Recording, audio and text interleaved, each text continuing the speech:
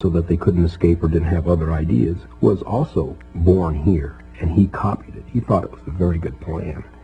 And he really admired Andrew Jackson. You know, so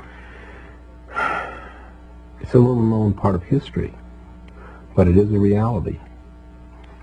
And nobody's ever really addressed it. Nobody's ever really talked about the Holocaust here. I mean, there were conservative figures, 19 million Indian people living in North America. 19 million. And by 1970, there were 260,000. They didn't move to Hawaii, you know, or they didn't go to Sweden. Where did they go? They are gone. They were gone. Killed. Murdered. But 19 million people. Well, that's not a Holocaust?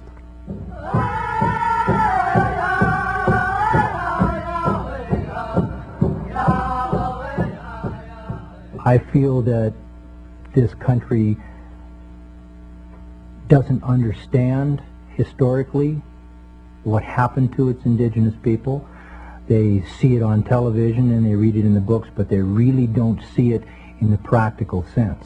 It points directly toward the racism of this country, of the white person, of the dominant society, of manipulation of the environment, of its people. To us, to the white man, we're just kind of like a cactus on the trail. You chop it away and get it out of the way so you can keep walking down the trail and seeing what the beauty you want to see. I think that one of my goals is to have our people look at themselves and stop dancing for white people and saying we're so pretty. I want us to say, look what you've done to us. Look what you've taken. Look at the beauty we had and still have to offer you. And stop treating us like subhuman human beings, because we don't deserve it and we don't need it. For more than 500 years, American Indian people have been subjected to the ever-changing whims of the white man, who with sword in one hand and Bible in the other, swept across this land like a plague of locusts.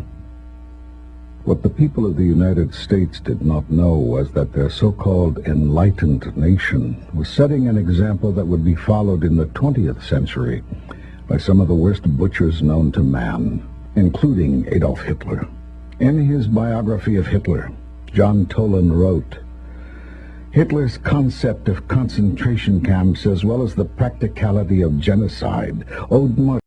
John Toland wrote, "Hitler's concept of concentration camps as well as the practicality of genocide owed much, so he claimed, to his studies of United States history, and he often praised to his inner circle the efficiency of America's extermination by starvation and uneven combat of the red savages who could not be tamed by captivity." In their efforts to deal with the original inhabitants of this land, the European and then the American governments tried many different approaches. First they tried subjugation. Then, when that failed, extermination. And when that wasn't totally successful, then came the reservations. And the land set aside for reservations in the 1800s was generally the most worthless land that could be found. Indians were relocated to these lands for as long as the grass grows and the rivers flow, unless, like in the Black Hills of South Dakota, valuable mineral resources are discovered on that land, and then the Indians are uprooted and relocated again. The enrollment issue originated with when the government set up reservations. They signed up the Indians who were assigned to that particular reservation. They took a roll, as it were, at that time. Everybody was given a number so that they could identify the people who were reservation-bound Indians, because Reservations and the inception were no more than glorified concentration camps. Indians were forbidden to leave them.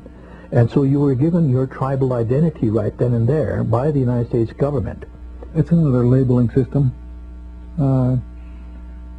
There probably was an importance for it at the time, to find out numbers of indigenous people. And now it's almost being used against us.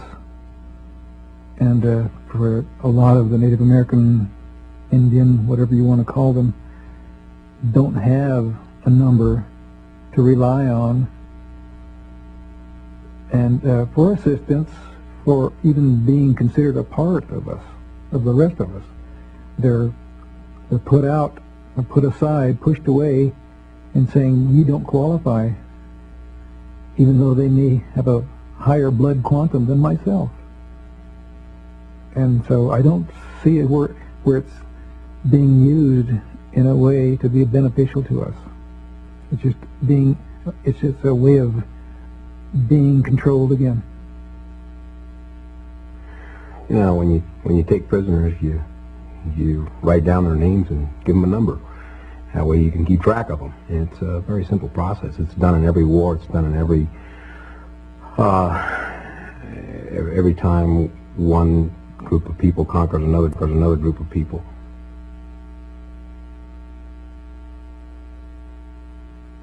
When I was younger, I was extremely angry about it. Now there's a sadness because things will never be the way that they used to be. It will never happen. So I just try and work as hard as I can to retain as much of my culture for myself, for future generations. But I'm never going to let them forget it. I don't think that this country will ever really heal itself until it answers the question of what it did to its indigenous people.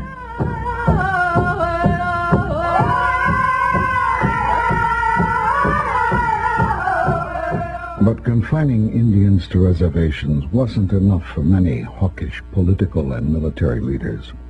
Nothing short of total annihilation of the American Indian was acceptable in their eyes. Colonel John Chivington, known as the Fighting Parson and head of the 1st Colorado Cavalry, told a gathering of church deacons, "It is simply not possible for Indians to obey or understand a treaty. To kill them is the only way we will ever have peace and quiet."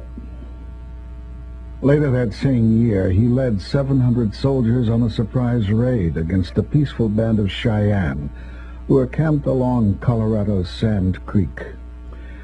Just before the dawn attack, he told his men, "Kill them all, children as well. Nits make lice." 400 people, mostly women, children, and elders, were murdered that day, as an American flag and a white flag of peace flew high over the camp's tallest teepee.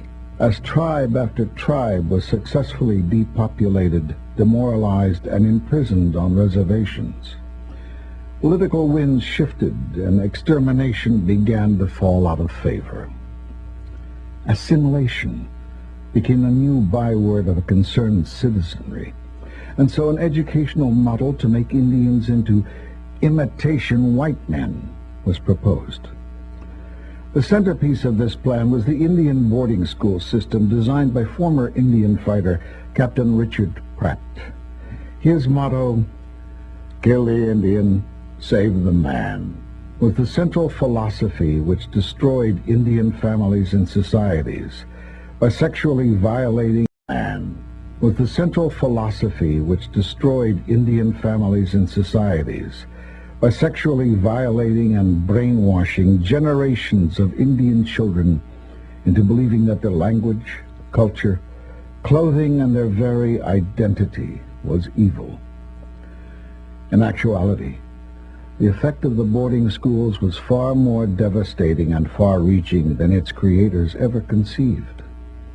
It is now recognized that the boarding school experience has affected multiple generations of Indian people with such symptoms as alcoholism, drug abuse, incest, sexual abuse, and other major dysfunctions. Almost every Indian person alive today, no matter how successful, carries the residual psychological scars of yesterday and must grapple with the question, when it's all over, will I be Indian or white?